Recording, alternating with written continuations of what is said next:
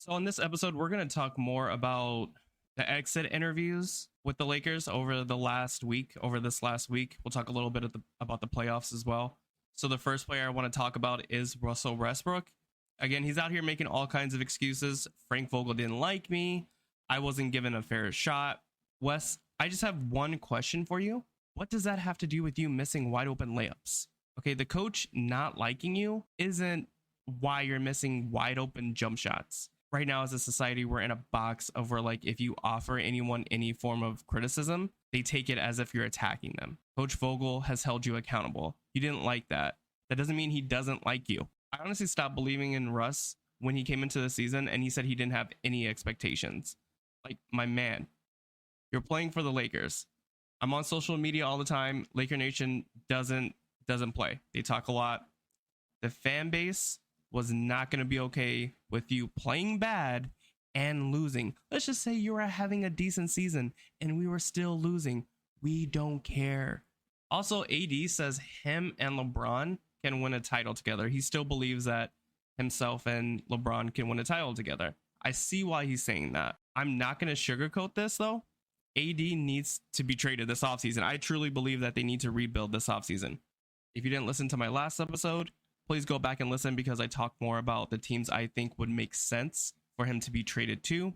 Laker fans are extremely protective of Anthony Davis. Just hear me out. If Anthony Davis gets hurt again next year, the Lakers are 100% going to look to move him.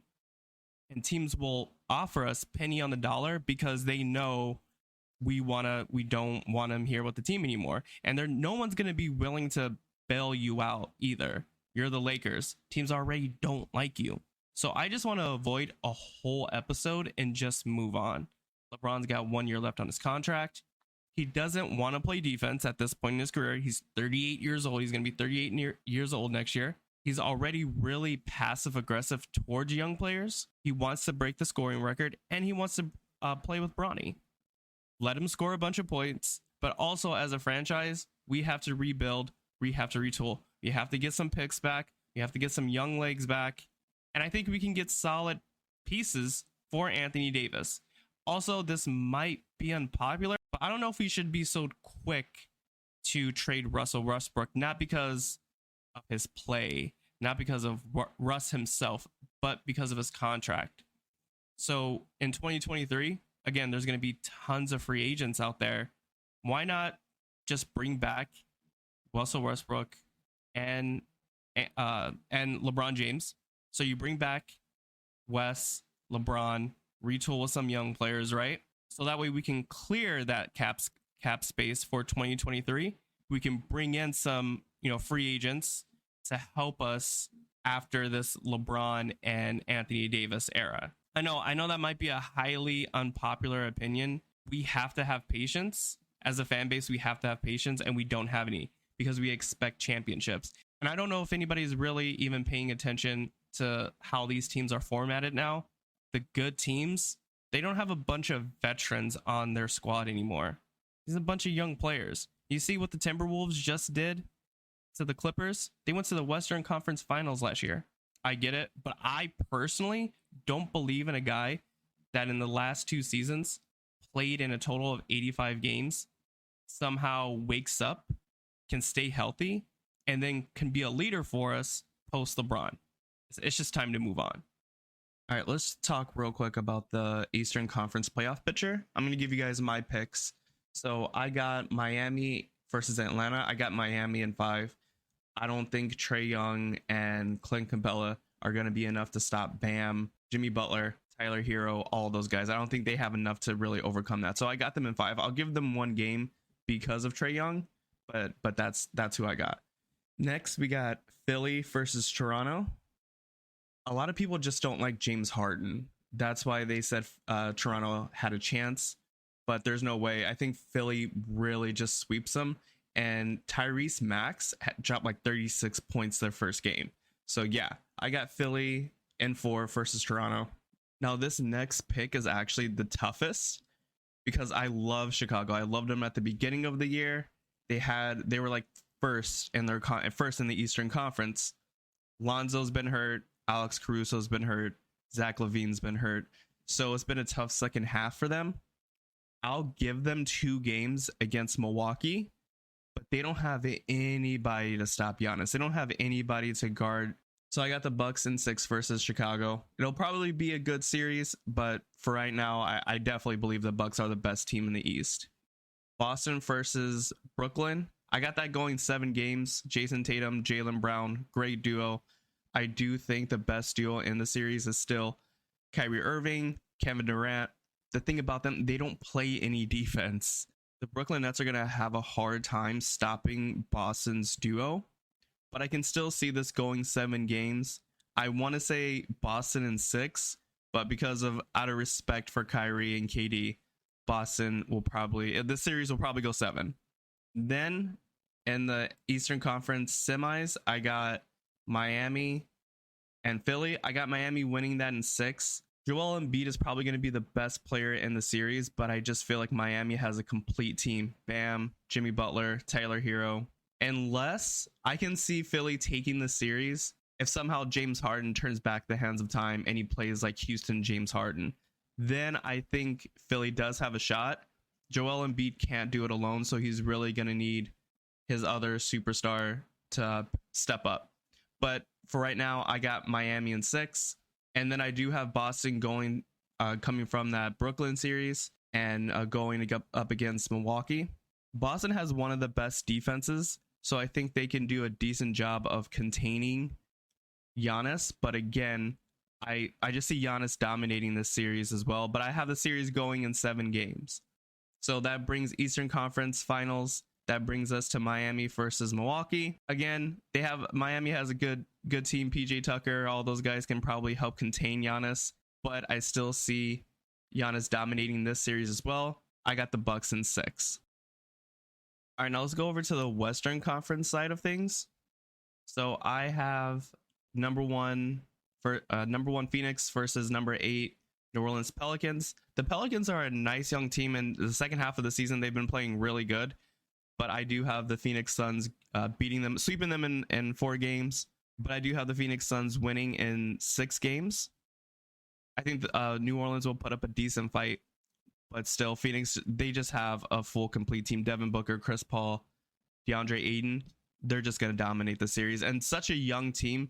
Brandon Ingram, this is his first playoff game. So I think Phoenix will probably win this in 6 games. The Utah-Dallas series is actually going to be pretty disappointing if Luka can't play. I would pick Dallas to beat Utah because I don't even think they really want to play. Like, if you watch any Utah game, they don't even want to pass it to Rudy Gobert. Like, my man is open and they act like he's not even on the court. I would love to pick Dallas to win this series, but unless Luka comes back, I don't think they have a shot. I'll give them, they win 1 game without Luka, and then if Luka does come back towards the end of the series, I'll say that he can help them get 1 game. So I'll go Dallas, or I'll go Utah in 6. Okay, and then we got Golden State versus the Denver Nuggets. Again, this would be a better series if Joker had his other superstar. Jamal Murray's been out for like 2 years with this ACL injury. So because out of respect for Jokic, I will say that this series goes 5. They'll probably get 1 game. But Golden State, I mean, Steph Curry just came back. So you got Steph, Clay, Jordan Poole has been playing insane. So they have a really complete roster. So I'm going to say Golden State in 5. And then number 2, Memphis versus number 7, Minnesota. I am going to go on a limb here, and I'm going to say Minnesota gets this series in 7. Minnesota has a really good trio, I guess you want to call it. They got Anthony Edwards, D'Angelo Russell, Karl Anthony Towns, Patrick Beverley, who plays great defense. So if you've seen game 1, he caused them a lot of problems. And Memphis, they're a really strong young team. But Ja Morant can't shoot. Like he doesn't have a very good jump shot. He attacks the rim kind of like Derrick Rose. So I feel like they're going to lay off of him and dare him to shoot in this series. So either way, I think this is going to go 7 games, and I got Minnesota winning in 7 games.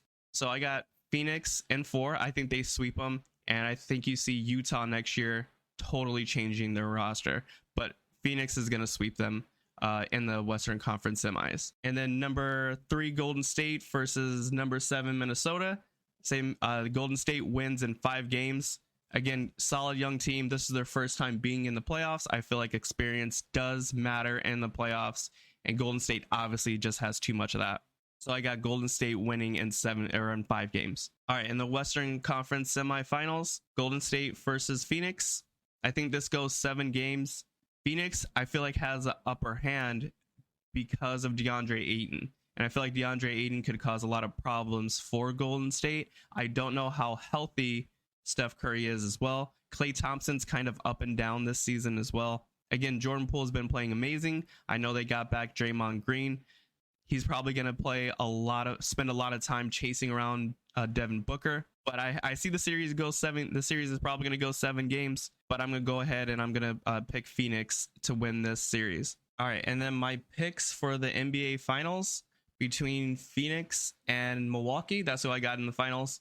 I'm going to go ahead and give it to Milwaukee in 7 games. I think it's a repeat from last year. I do think the Phoenix Suns, they push the limit because I think that when you lose to a team the previous year, I think that haunts you all summer. And a team with Chris Paul is going to be very focused, heavy-minded on that.